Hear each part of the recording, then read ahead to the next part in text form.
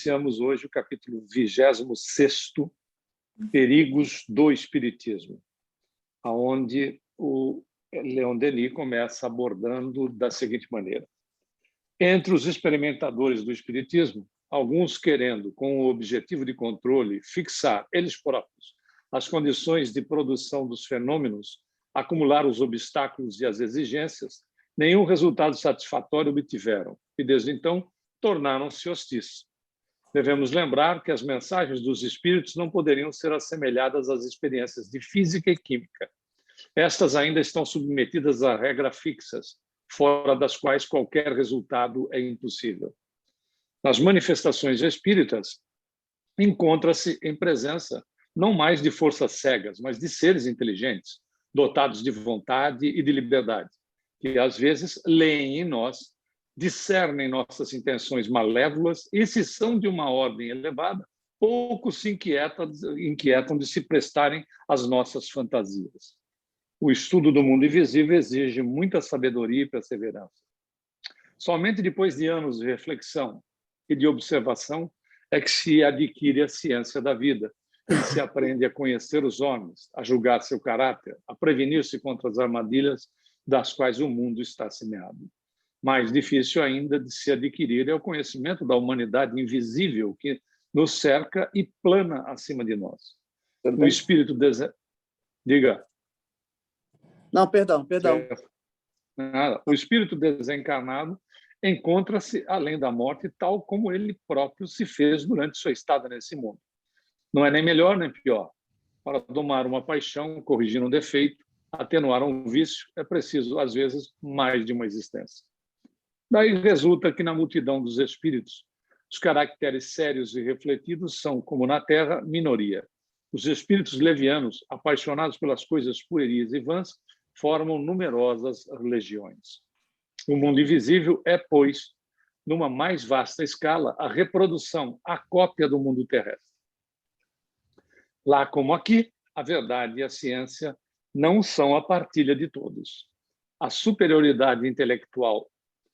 Eu só queria fazer um parêntese aqui. Pessoal, é muito claro o texto do Leon Denis, mas é interessante este parágrafo. Lembra quando nós falamos em aulas anteriores, alguém tocou nesse assunto, a respeito da continuidade da existência e de uma realidade paralela a essa nossa, sem grandes alterações. Se nós olharmos esse último parágrafo, Leon Denis toca no assunto de uma forma sutil, né? Mas ele está dizendo aqui que a situação do plano espiritual imediato ao nosso, né? Ele não tem nenhuma alteração que seja considerável. Ele está dizendo aqui, o mundo invisível é, pois, numa mais vasta escala, a reprodução, a cópia do mundo terrestre. E tem gente que fica esperando lá ir para o céu, para o inferno, ou então trata o nosso lar como céu e o umbral como inferno dos espíritas. Aí ele fecha aqui esse ponto dizendo, lá como aqui, a verdade e a ciência não são a partilha de todos. Tá claro, não está? Está bem claro ele falando. Aí depois dizem que, não, porque quando veio as mensagens, vieram as informações de André Luiz pelo Chico, não tinham outros espíritos que tocaram no assunto, que falaram a respeito. Está claro, Leon Denis tocando nesse assunto. Kardec fala, faz aquela entrevista com o Bernard Palissy na Revista Espírita sobre a existência em uma das dimensões de Júpiter. Fala a respeito de Marte no Livro dos Espíritos, né, em nota de rodapé, ou seja, não querer não querer ver, né? Aqui está muito claro, mas e outra coisa, como está muito claro esse texto, se alguém quiser fazer algum comentário, por favor, me interrompa, senão nós vamos em frente, tá bom, pessoal? Então, ele continua dizendo, a superioridade intelectual e moral só se obtém através de um trabalho lento e contínuo, pela acumulação de progressos realizados no decorrer de uma longa série de séculos. Sabemos, todavia, que esse mundo oculto reage constantemente sobre o mundo corporal. Os mortos influenciam os vivos, guiam-nos, inspiram-nos à sua vontade. Os espíritos se atraem em razão de suas afinidades. Os que se despojaram da vestimenta de carne assistem os que dela ainda estão revestidos. Eles os estimulam no caminho do bem, mas frequentemente também impelam-nos no mal, do mal.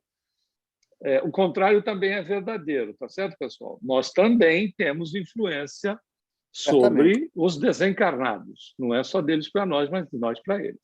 Tanto é que, às vezes, os processos obsessivos se dão de encarnado para desencarnado, e não necessariamente o contrário. Às vezes, também não precisa estar, pode ser também entre desencarnados, como pode ser também entre encarnados, né?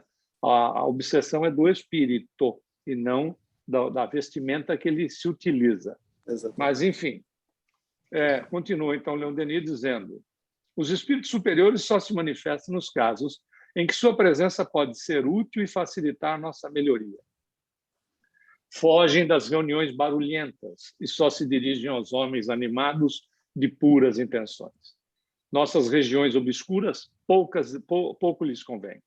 Desde que possam, voltam para os meios menos carregados de fluidos grosseiros, mas, apesar da distância, não cessam de velar pelos seus protegidos. Os espíritos inferiores, incapazes de aspirações elevadas, comprazem-se na nossa atmosfera. Envolvem-se na nossa vida e, unicamente preocupados com o que cativara seus pensamentos durante a existência corporal, participam dos prazeres e dos trabalhos dos homens, aos quais sentem-se unidos pelas analogias de caráter ou de hábitos. Às vezes, até dominam e subjugam as pessoas fracas, que não sabem resistir à sua influência. Em alguns casos, seu império torna-se tal que podem levar suas vítimas até o crime e a loucura. Esses casos de obsessão e de possessão, importante, hein? Ele toca em dois assuntos importantes, de obsessão e possessão. São mais comuns do que se pensa.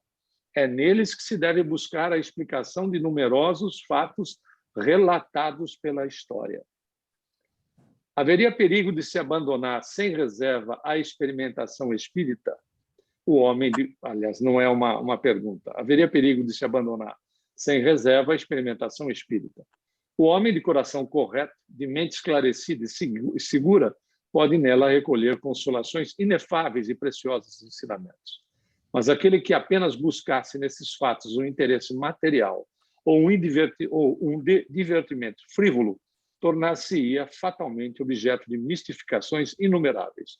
O brinquedo de espíritos pérfidos que, elogiando seus pendores, seduzindo-o pelas brilhantes promessas, ganhariam sua confiança para sobrecarregá-lo em seguida com zombarias e decepções. São os processos de fascinação. Uma grande prudência é, então, necessária para se entrar em comunicação com o mundo invisível. O bem e o mal, a verdade e o erro misturam-se e, para distinguir um do outro, é preciso fazer passar todas as revelações, todos os ensinos pelo crivo de um julgamento severo. Isso é muito importante, não é? Porque, aliás, tudo é importante que o Leon Denis observa, mas esse aspecto das revelações ou todos os ensinos passar pelo crivo de um julgamento severo. Lembrando Kardec, né, no Obras Póstumas, a opinião de um espírito tem a força de ser uma opinião, nada mais do que isso. Né? Ela, por si só, tem a força de ser uma opinião, mas é apenas uma opinião, e não necessariamente, né, a verdade.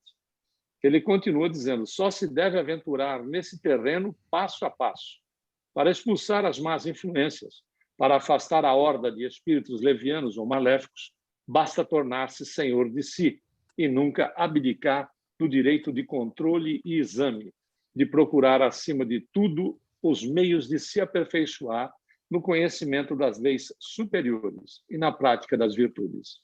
Aquele cuja vida é reta e que procura a verdade com um coração sincero, nenhum perigo tem a temer.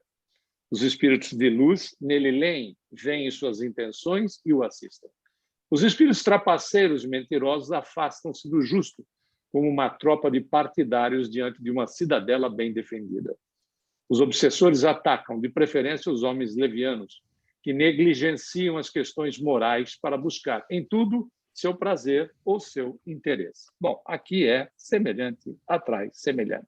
É da lei, seja encarnado, desencarnado, do jeito que tiver. Semelhante sempre vai atrair semelhante pela questão de interesses. Quase sempre, laços cuja origem remonta às existências anteriores unem os obsidiados aos seus perseguidores invisíveis. A morte não apaga nossas faltas e não nos livra dos nossos inimigos. Por isso, a recomendação de Jesus, não é verdade? Procura o cidadão lá e faça as pazes enquanto estás a caminho com ele. Né? Nossas iniquidades recaem sobre nós através dos séculos, e aqueles que as sofreram perseguem-nos com sua vingança e seu ódio, além da tumba. Assim, o permite a justiça soberana. Tudo se resgata e se expia. Aquilo que, nos casos de obsessão e de possessão, de volta a frisar os dois aspectos diferenciados, parece-nos anormal, iníquo, não é, muitas vezes, senão a consequência das expoliações e das infâmias efetuadas no obscuro passado. Por isso que o Pedro, na sua primeira epístola, diz: o amor cobre uma multidão de pecados. Né? Quando a gente vê a história do nosso lar, à sua época, os espíritos não tinham tantos recursos como já tem hoje, né? O mundo evoluiu, né? Tecnicamente. Então, os espíritos também melhoraram a sua capacidade de atormentar os outros. Então, não é fácil. A gente tem. Hoje a gente É verdade. Você pegar... Bem lembrado. Mas também já se utiliza, não tem porque o espírito é do século XIX, não. É todo mundo que estava aqui com a gente, agora não está. E aí agora já enxerga a gente. Puxa, eles estão nos Estados Unidos, eu estou no Brasil procurando ela. Mas agora está aqui. Já viu lá tem Facebook lá, tem Google. E deve ser... Bom, você vê que lembra das obras do Manuel Filomeno de Miranda pelo Divaldo, que tem determinada informação, eu não lembro qual dos livros, porque é mais de um, que ele diz que os espíritos implantam umas espécies de uns plugs, de uns... não é, o nome não é plug, é chip. É um chip. Né? É uma espécie de um chip que para monitorar o cidadão de longe, claro, né? Por que o cara vai ficar correndo atrás do sujeito? Ele fica confortável na casa dele só, controlando o cara pelo Google. Não, naquele 99, 2000, não tinha essa evolução toda ainda tecnológica, e eles já falavam disso. Não, porque eles estavam nem pregados, não estão nem próximos de vocês. O espírito obsessor, quando ele vinha ditar as ordens dele, ele não estava nem próximo. Ele estava como se estivesse num modo tal que ele está falando por aparelhos que a gente não conhece e que ele consegue se comunicar através do encarnado. Toda uma tecnologia que hoje a gente vê. Aí você está aqui, liga seu telefone, e fala lá com o outro lado do mundo, entendeu? Participa de uma reunião virtual. Então, coisa é bem... Mas também nós estamos melhores, graças a Deus, porque, né, vai ficando tudo melhor. Graças a Deus. Né? Olha, aí todos estamos maravilhosos aqui sentadinhos. Bem lembrado pela Marisa. No livro Nosso Lar, o André Luiz ele não fala porque não existia o termo, né? Mas ele fala em TV de LED, ele fala de transporte que a gente não tem ainda, não é? Que é a movimentação, não só no nosso lar, mas nos mensageiros, movimentação por eletromagnetismo. Ele usa celular, que a gente não entende o que é, não chamava também celular. No livro Nos Domínios da Mediunidade, que aparece aquela senhora, não sei qual é o nome dela, que ela aparece, na verdade, é o Chico, que eles fazem, eles transformam numa senhora. Se eu lembrar o nome dela, é alguma coisa de... Nossa, é um nome complicado. Aí ela usa um prompt e lia. O Divaldo, fazendo uma palestra certo dia, ele contou na palestra, e para que ele lembre de datas, né? Porque às vezes ele fala de datas, de endereço, de tudo, né? Uma coisa impressionante. Durante a palestra, os espíritos colocam um prompt para ele ler. Um teleprompter. Um teleprompter. Quanto é que uma vez ele falou, porque o Bacon, aí o mentor disse para ele, não é Bacon, é bacon. Ele disse, na Bahia não tem bacon? Ele disse, não, na Bahia tem toicinho defumado. Ou seja, ele estava lendo o que estava escrito. É no Mundo Maior que aqui tem aquela convocação para vários líderes religiosos da Terra que são convocados ao mundo espiritual durante o sono. Você lembra disso? Aí que eles fazem aquela reunião, diz que é 2.000 pessoas fazendo encarnadas, né? Que são convocadas para essa reunião. No sono. E vem lá o mentor e fala, e cada um entende no seu idioma. Mas isso colocado no livro naquela época, hoje em dia a gente sabe que tem. Você pode falar e todo mundo está com o seu coisinho e você ouve na sua língua. O próprio cigarro, né? Ele menciona a respeito desses cigarros eletrônicos, né? Que hoje nós ainda não temos o conhecimento total dessa tecnologia nova. Acredita-se que também ela cause muitos danos à saúde. Então, mas parece que isso vai passar por um processo de aperfeiçoamento, não é? Isso aí é uma tecnologia nova. E esses vapors, né? Porque sim, faz mal, mas eu conheço pessoas que tinham assim a vontade nelas de parar de fumar. Não, é um caminho. É um caminho, exatamente. Então o que elas fizeram? Elas controlam a quantidade de nicotina, porque a nicotina é o que te dá, né, o vício. Então eu conheço várias pessoas que trabalham comigo que elas foram controlando a nicotina, reduzindo pouco a pouco, e até que pararam de fumar. E isso aí são vários casos, né? E isso aí parece que aliás, eu me lembrei de uma passagem. A gente estava na casa do Chico e foi com o nosso grupo uma senhora e a filha. E na hora de se despedir do Chico, a menina disse: olha, vovô desencarnou, né? E ele era uma pessoa muito boa, muito bondosa. Ele auxiliava as pessoas, era um coração, né, de criatura para auxiliar as pessoas. No entanto, ele fumava 3 maços de cigarro por dia. E a nossa preocupação, minha e da mãe, né, é que o vovô possa se tornar um vampiro, né? Ou seja, comece a vampirizar algum fumante. Encarnados. Aí o Chico disse, isso era final da década de 70, início da década de 80. Ele disse, não é bem assim. Lá na dimensão espiritual, eles dão uma espécie de cigarro, para que o indivíduo vá deixando o hábito, uma vez que ele tem os méritos de todo o bem que ele fez, para ele deixar o hábito, porque esse hábito já se constituiu numa enfermidade. Então, ele tem uma espécie de cigarro, que você acaba de, inclusive, dizer que conhece uma série de casos, né, que as pessoas foram reduzindo a quantidade de nicotina no equipamento, que é um equipamento, até parar de fumar. Veja que, de uma maneira ou de outra, né, se a pessoa não tem condição de deixar de fumar, porque eu conheci um médico que ele morreu com efizema, para você ter uma ideia. Ele não conseguia deixar de fumar. Ele tinha o balão de oxigênio, usava o balão de oxigênio e não deixou o cigarro.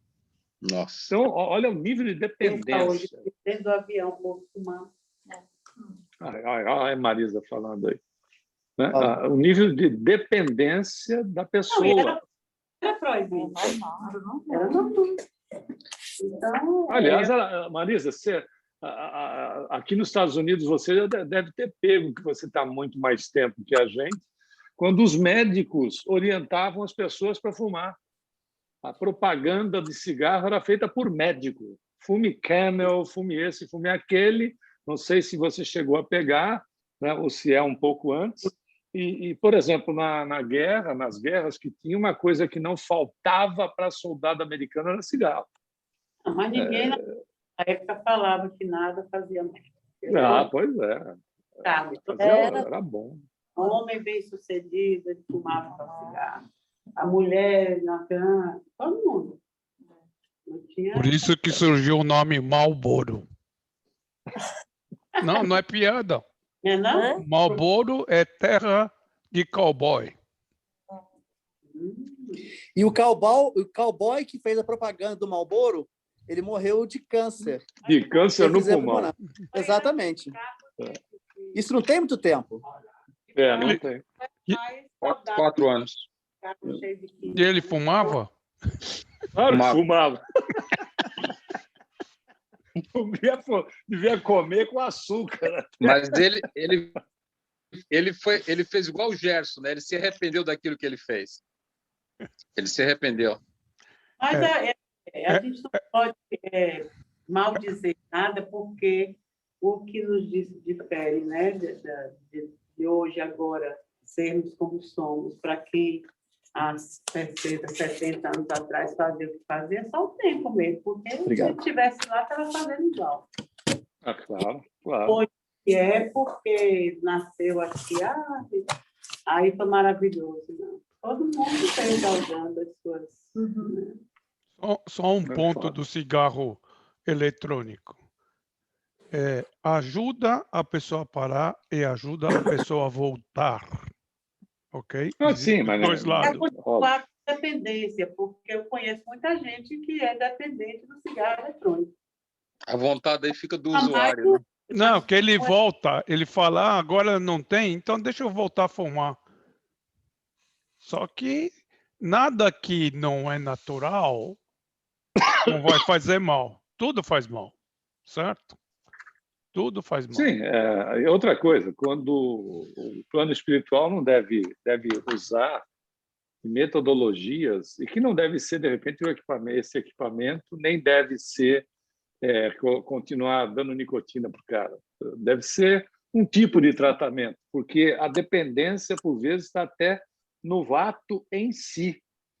O ato em si de segurar, de ter o cigarro como uma muleta, de tamanho a dependência, que é uma dependência de natureza não só fisiológica, como psicológica. E a dependência está no espírito, tanto é que o cara desencarna e continua dependente. Bom, vamos falar de charlatanismo?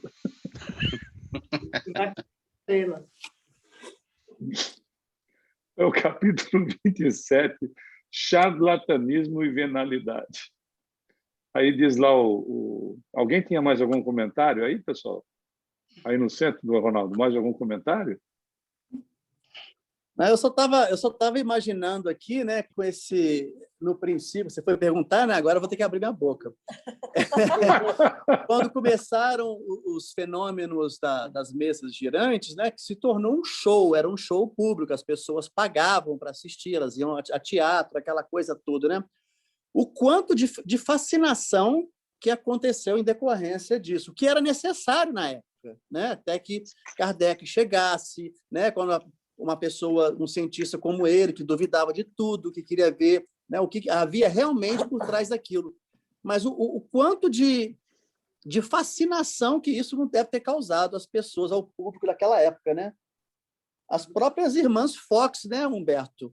né, que se deixaram ir, né, pela fama, pelo dinheiro, aquela coisa Mas a era toda. fenomênica era uma necessidade. É isso que eu falei. Era uma necessidade da época. Isso tinha que ser exposto, tinha que chamar atenção. E a verdade veio à tona, né? Aí vai organizando aos poucos, né? Exatamente. Ok? Então, vamos lá. Diz Leon Denis, então, a perfídia dos espíritos malévolos não é o único escolho que o espiritismo encontra na sua estrada.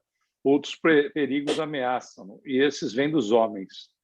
Charlatanismo e a venalidade, mais temível que a hostilidade mais escarnecida, podem invadir e arruinar as novas doutrinas, como invadiram e arruinaram a maioria das crenças que se sucederam pelo mundo. Produtos espontâneos e mórbidos de um meio corrompido desenvolvem-se e espalham-se em quase toda a parte. A ignorância da maioria favorece e alimenta essa fonte de abusos. Desde então, inúmeros falsos médiuns, exploradores de todos os graus, procuraram no espiritismo um meio de fazer dinheiro.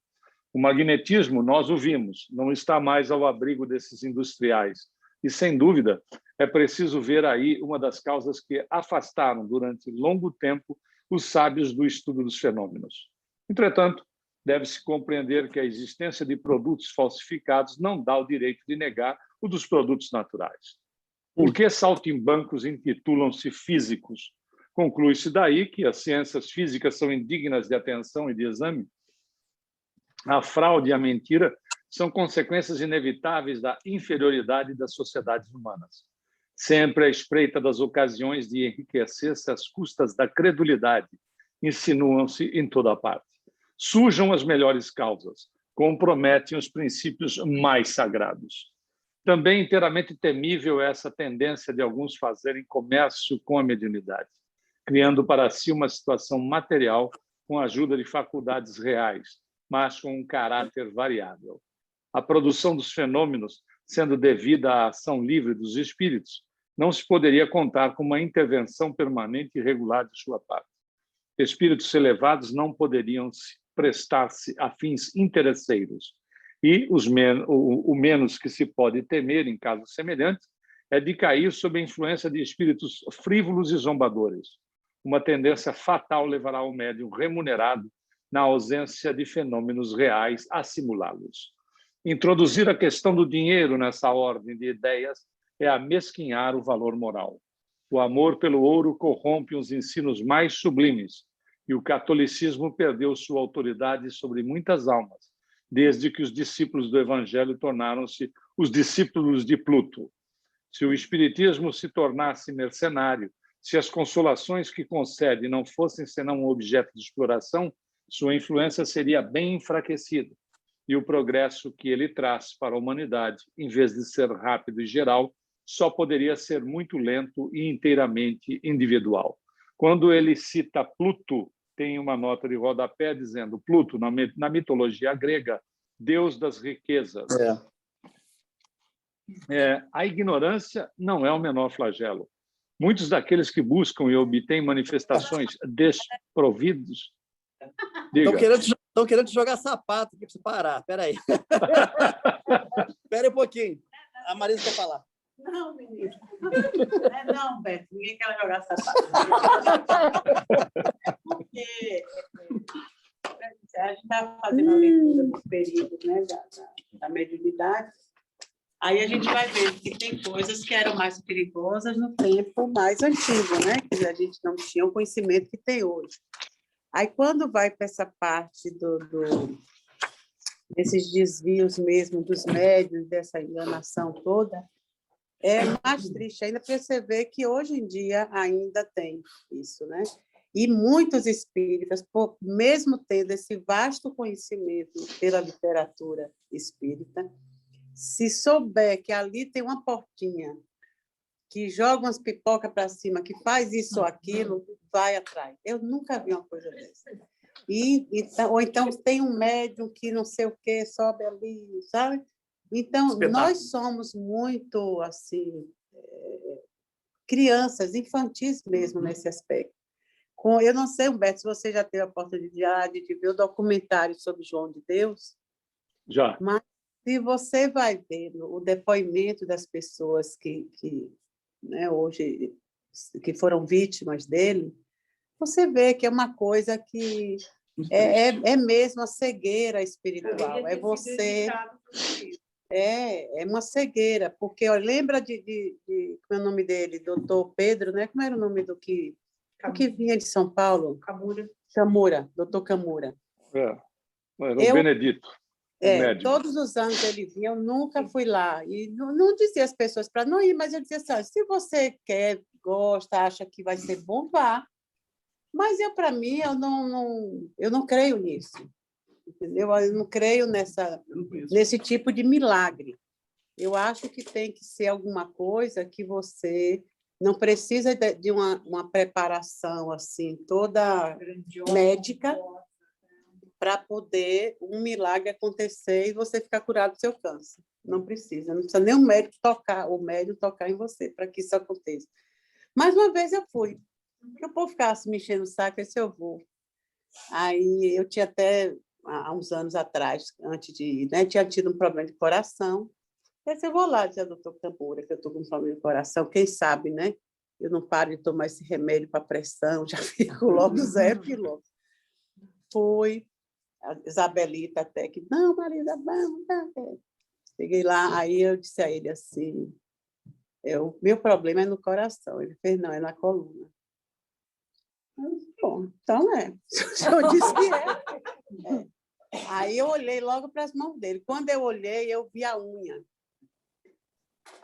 grande e pontuda.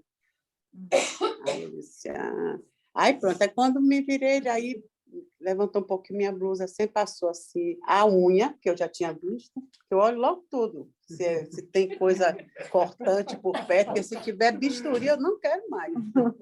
Porque aí eu fui ver lá fora, por que as pessoas saem assim, a cicatriz? Aí tinha um risquinho, quem era branquinho, então, aí ficava aquele risquinho, né? Então, eu já fui preparada para olhar as mãos dele. Aí eu disse assim, para que isso? Porque se é numa época muito antiga, em que realmente, às vezes, dar um toque na pessoa era bom para poder deixar uma marquinha, para aquilo influenciar na cura. Mas numa época em que tudo era muito já aberto, não precisa disso, entendeu? Então, a água para fluidificar tinha que ficar aberta, senão os espíritos não conseguiam fluidificar pelo... Consegue tudo, mas não consegue andar no vidro. Não consegue, entendeu? Então, eram as coisas assim, veja só, a gente não tinha esses estudos todos, né? A gente estava todo mundo estudando o espiritismo, mas aquilo já não cabia mais. Só porque você está vendo nas obras, no nosso lar, nas obras espíritas, no livro dos médiuns, que não pode ser assim, entendeu?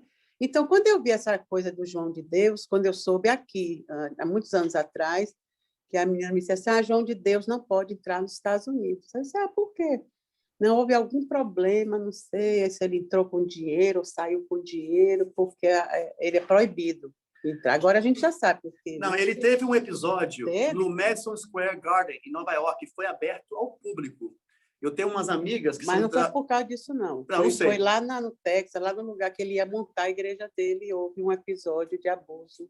O negócio é grave.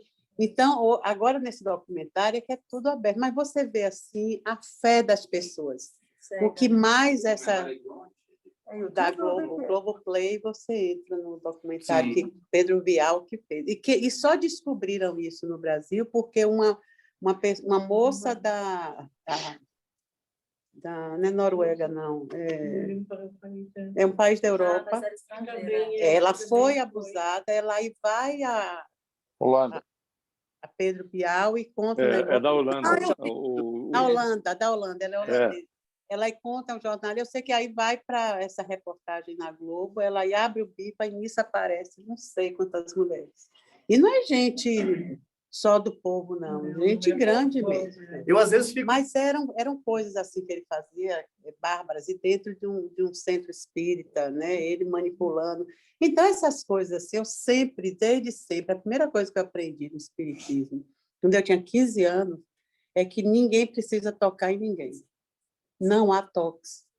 Carol fez uma cirurgia aos 16 anos, na base da coluna, que era um câncer que estava na base da coluna, fez o coisa lá através de passes, como a gente faz na Flu, de passes assim, no local.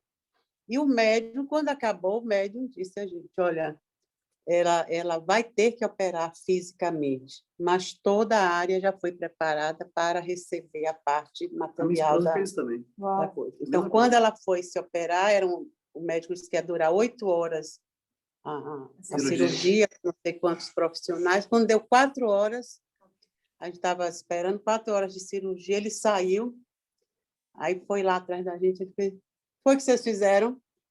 Era cubano, um neurologista lá de Salvador. Jesus Roberto, olha o nome dele, Jesus. É Jesus. Jesus. Jesus Roberto. Jesus Roberto. Aí ele, o que foi? O que foi que fizeram? O que foi que fizeram? Vocês foram em algum lugar. Ele sabia que a gente era espírita e tudo. Então, é uma coisa assim que ninguém tocou. Ele é boliviano, né? Ele trabalha também em Cuba, então. Era sabe porque é tiozinho. Mas entendeu? Olha que eu sou muito jovem, né? Humberto é mais velho que eu, mas eu não sei lá em São Paulo como era, mas lá em Salvador você só era tocada num centro espírita se fosse um centro umbandista. Porque naquele tempo os centros de Umbanda eles se chamavam também centro espírita. E como baiano toma passe em tudo que é lugar e depois vai na missa para tomar hoxe, era assim. Eu desde cedo, desde 7, 10 anos, a gente ia para a missa, ia para o centro e ia para o centro de Umbanda também. Olha só. Todo mundo, dependendo da tia que pegasse a gente. Então, quando chegava na Umbanda, é que você tomava um passe em que a pessoa lhe botava em pé assim, puxava seu braço, pegava na sua cabeça, mas não passava disso. Não pegava em seu corpo, nem nada. Então, eu não sei por que inventaram essas coisas de cortar. Foi os Fritz. Quando o doutor Fritz foi para o Brasil, que tem Fritz de norte a sul. Mas o Roberto Barbosa, que vem aqui, que recebe o Fritz, que eu vi, ele não coloca, não. A única coisa que ele coloca é um tapezinho que vai em cima. Ele não coloca a mão na pessoa. Eu não sei. Quando esse tape cair, você está bem.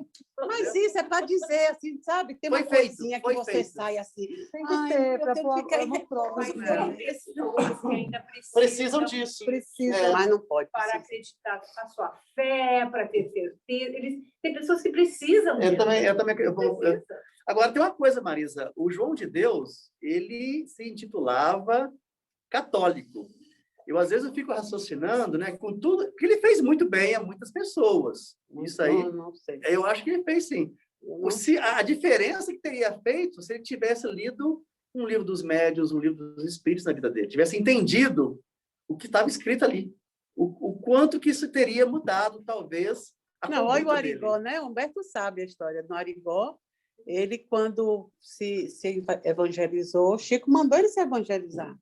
Porque ele entrava na sala dele de atendimento, pegava a ficha assim e dizia assim, Rafael, você eu nem vou atender, porque você já vai morrer mesmo. Fulano, vem você. Era assim, ele não tinha compaixão nenhuma.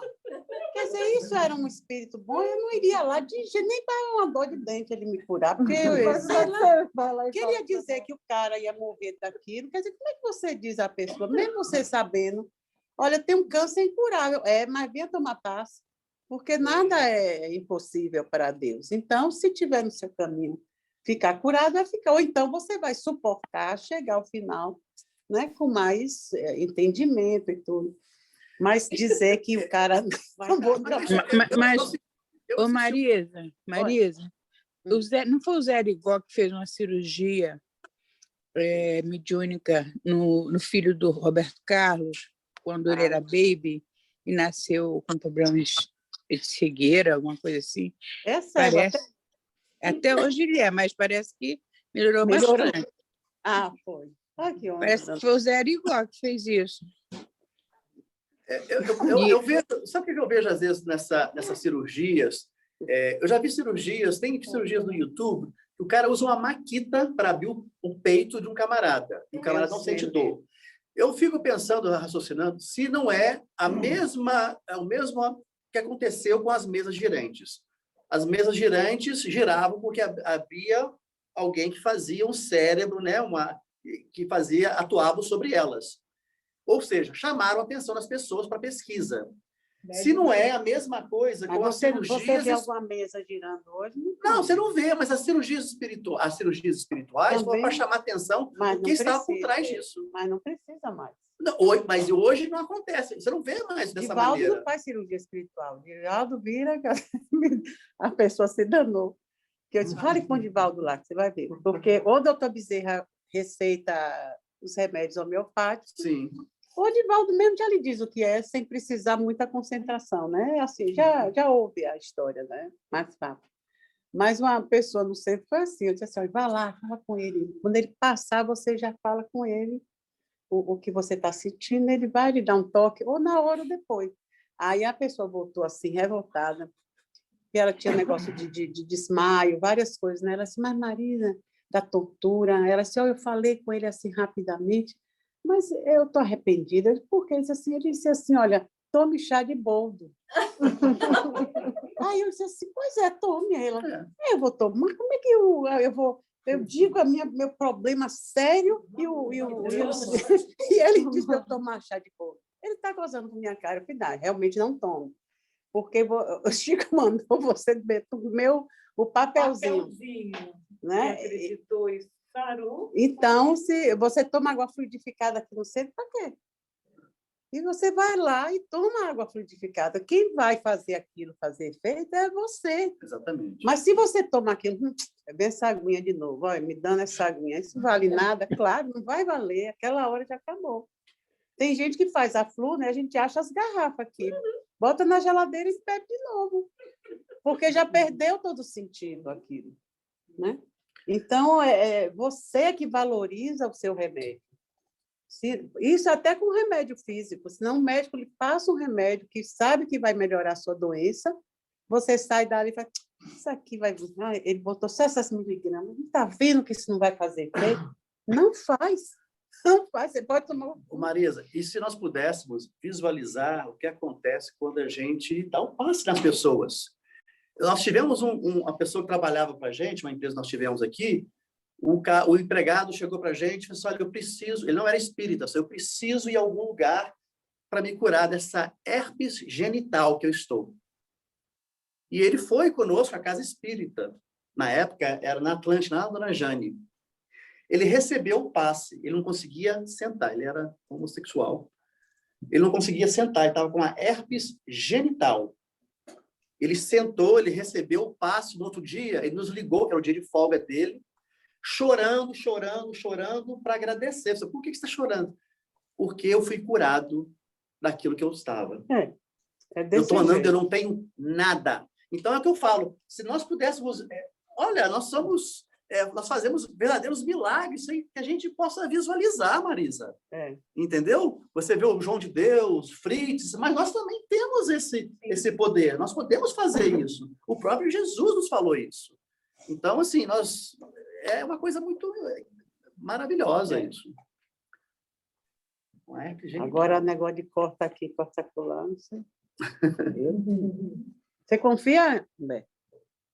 Não, na realidade, eu concordo com o que vocês estão dizendo. Estava atento naquilo que vocês estão falando. Na realidade, está muito ligado à necessidade da pessoa, né? A necessidade do indivíduo que vai procurar, né? O indivíduo que vai tomar passe. Eu fui, certa feita, numa casa que a pessoa dava passe com barulhinhos e botava a mão em cima. Eu sou pisciano, né? Pisciano não gosta que fique pegando, né? É coisa de peixe. Aí botava a mão e ficava... Eu falei, a pessoa está vazando alguma coisa aí, né? Está vazando alguma coisa. Aí depois que fez o X todo, botava a mão e fazia assim. Ainda teve lá, lascava um beijo no rosto da pessoa para terminar o passe. E a gente estava achando ótimo. Então, é a questão da dependência. A questão da dependência.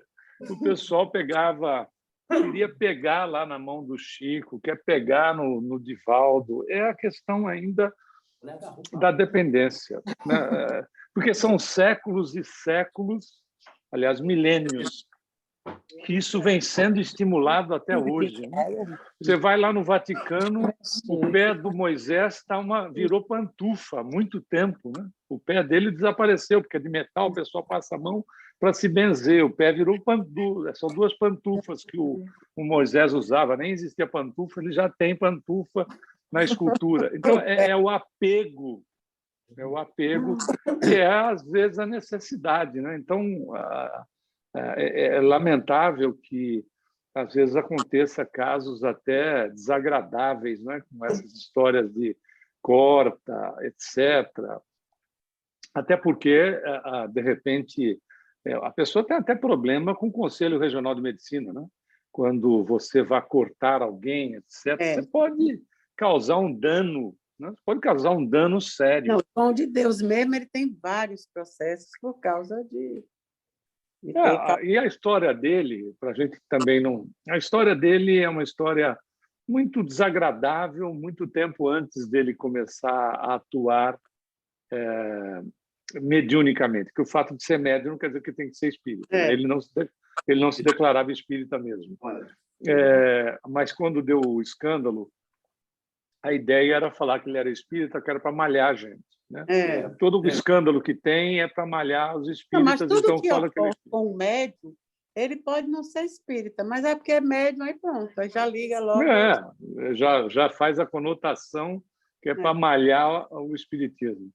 Na realidade, a história dele é uma história muito, muito delicada, de uma série de situações desagradabilíssimas que a gente nem compensa comentar, de envolvimentos muito sérios que ele teve com a justiça, inclusive, antes de se tornar assim famoso, e foi famoso no mundo todo, né? Até a Ofra foi lá Não, era um fazer entrevista, uma coisa impressionante.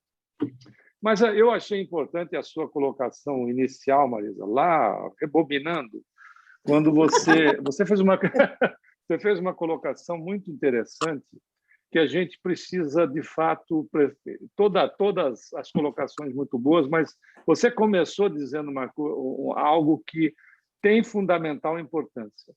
Muita gente não era conhecida por nada que uma vida comum. Aí passa a ser conhecido dentro do espiritismo e depois passa a se aproveitar desse fato para vender alguma coisa.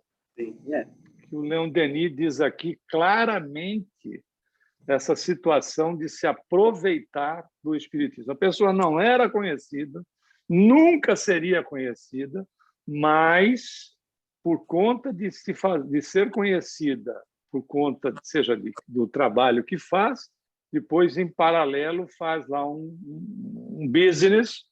E é o que o Leon Denis vem alertando aqui, né, em relação a... Isso é um verdadeiro flagelo mesmo para o indivíduo e para as pessoas com as quais essa pessoa está lidando, porque, na realidade, né, a grande maioria não tem essa preocupação que nós estamos tendo aqui, não é nem preocupação, é prazer mesmo, de estudar, de se esclarecer, etc. A grande maioria vai muito ainda manobrada pela situação, pelo fato do hábito, né? Imagina, né? Porque o fato do indivíduo é manobrado, aí ele desencarna, ele está no plano espiritual, ele continua sendo manobrado por A, por B, por C, ele reencarna, volta na situação, é algo que demora, né? Por isso é a nossa responsabilidade, né? Muito será pedido a quem muito foi dado. E não é pedido de alguém para nós, não é uma questão consciencial. Nós, à medida que vamos nos conscientizando e temos todo esse material na nossa mão, a cobrança de nós para conosco. Porque Deus não vai nos cobrar, Jesus, os espíritos. A cobrança de caráter consciencial. Faz todo sentido, né? Dado muito, a cobrança é de igual teor.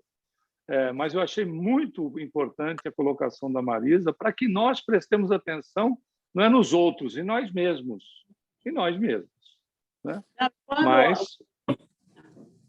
Não, só uma coisinha, Humberto. Quando a pessoa vem vai no centro e vai tomar um passe e já está convicto, assim, não está mais com aquela ideia de um milagre, de nada. Quer ficar bom, às vezes, de alguma coisa, mas a pessoa já tem vontade de fazer coisas para que aquele processo se realize.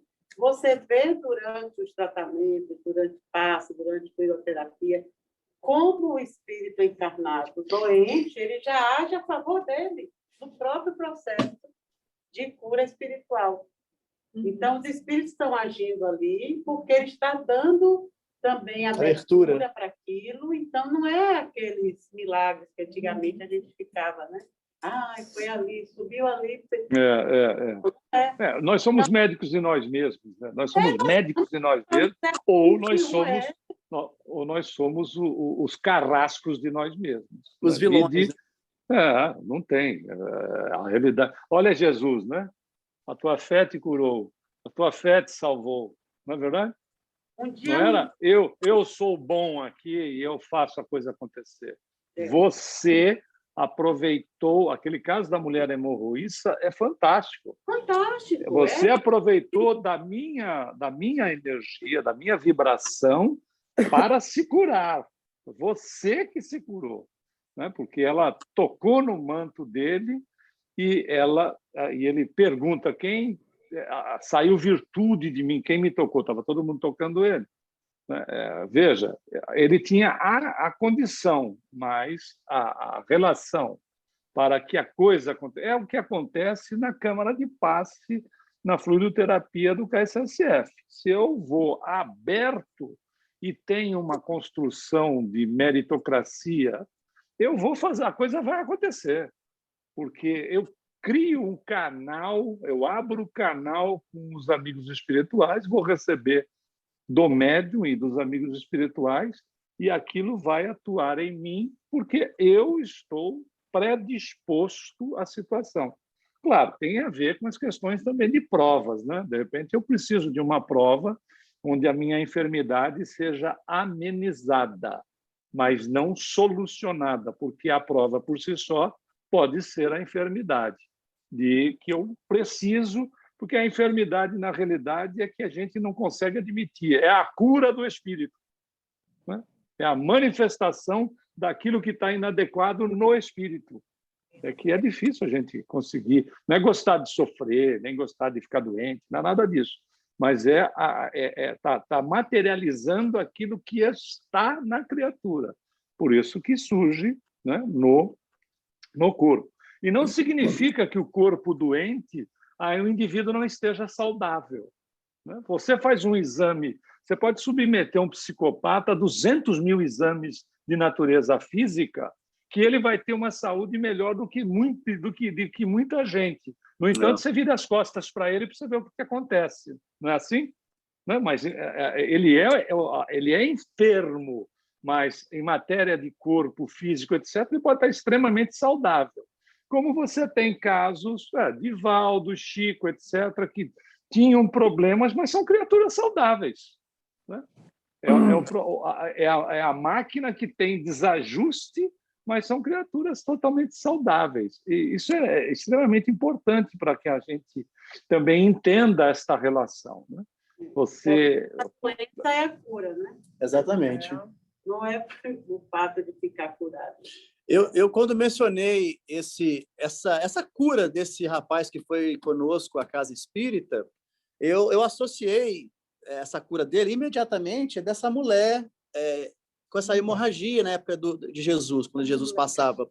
Porque ele nos pediu para ir à Casa Espírita, porque minha esposa sempre conversava com ele sobre o espiritismo, ele não era espírita, como não é ainda. E quando ele estava com esse problema, que a gente não sabia que ele estava, ele pensou, olha, eu preciso de ir à Casa Espírita, eu preciso de alguém que me ajude. E quando nós o levamos lá, que ele passou por esse processo simplesmente tomando passe. Então, nós não conseguimos visualizar o que acontece quando nós transmitimos, quando dá essa troca de energia. E esse rapaz, no outro dia, ligando para minha esposa e chorando de felicidade, porque ele não tinha mais dor, e que essa herpes genital havia desaparecido com uma sessão de passe. foi uma coisa que me impressionou. Foi um caso assim, que, olha, realmente o que acontece ali é de você ficar com o queixo caído. E depois ele prosseguiu. Eu acho que é tudo, e inclusive as coisas estão na qualidade da necessidade da pessoa. Lembra-se daquele caso que Jesus pega a terra, põe a saliva, faz um pouco de lama e bota no olho do homem com deficiência visual, e ao tirar aquela lama, o rapaz lá passa a enxergar. Aí vem as colocações, não, porque Jesus aí aproveitou o recurso da terra. Ele aproveitou o quê? Na realidade, o cara precisava disso, né? Ele tinha uma necessidade de ter um evento de natureza física. Porque se a mulher toca no vestido dele, na roupa dele, se cura, por que ele precisava, né, pegar? É por necessidade da criatura ali, ou talvez das criaturas que estivessem ao redor. Ele não falava para paralítico, levanta-te e anda, e o cara saía andando. Como é que o cara saía andando se ele não tem um registro de andar, ele não tinha musculatura? Há um trabalho feito em fração de segundo, de reconstituição, de ação no perispírito para a reconstituição, não é nem reconstituição, é constituição da musculatura, porque senão o cara não anda em cima dos ossos. E, ao mesmo tempo, adentrar na condição de um registro que o cara andou em alguma outra reencarnação, para esse registro se fazer presente, o cara levantar e andar. Porque como é que ele andaria? Ele sairia rastejando, não com a musculatura no corpo adequada para caminhar. Então, veja, ele fazia o quê? Não fazia nada, né? Não ficava lá cortando, passando. Então, é atendimento da necessidade do indivíduo, dos indivíduos que cercam, né? Que cercam. Se a mesa girante não tivesse acontecido, o Galotti não ia dizer para Kardec, ó, elas giram. Aí o Kardec disse, tá bom, com magnetismo a gente faz mesa girar, subir, descer, tocar bombo e fazer o que quiser. Disse, não, mas eles respondem perguntas. Opa, tem coisa aí.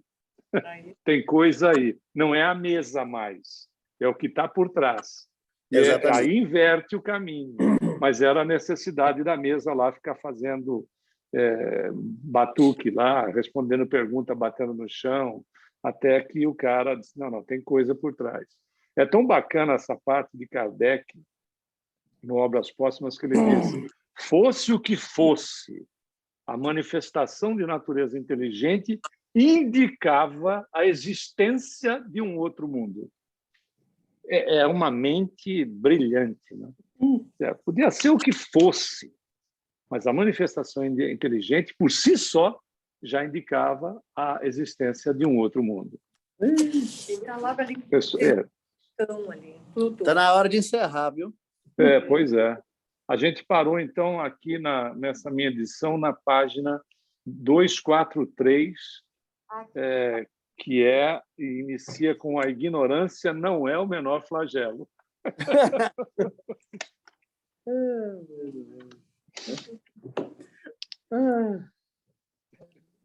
Mas me diz um trem, Fabri. Diga. Essas cirurgias que o Zé Arigó fazia eram reais? Aquelas que ele enfiava o dedo no olho da pessoa, arrancava o olho, segundo lavava, quem pesquisou, botava no lugar. Segundo quem pesquisou ele, um dos pesquisadores foi o professor Herculano Pires, tinham muitas delas que eram reais. Agora, por que acontecia isso? Por necessidade das pessoas que ali estavam. A necessidade era das pessoas. Né? Agora, ele, sem sombra de dúvida, ele foi melhorando. O Chico, a Marisa lembrou, teve grande influência, porque ele falava diretamente. Né? Ele falava diretamente. Porque o espírito que ali estava atuando também era um espírito que precisava ser evangelizado. Eu me lembro da dona Martinha, que tem vários livros do Noel Rosa, né? Inclusive composições de música e vários livros. Inclusive, ela foi presidente, fundou e foi presidente do Grupo Noel em São Paulo.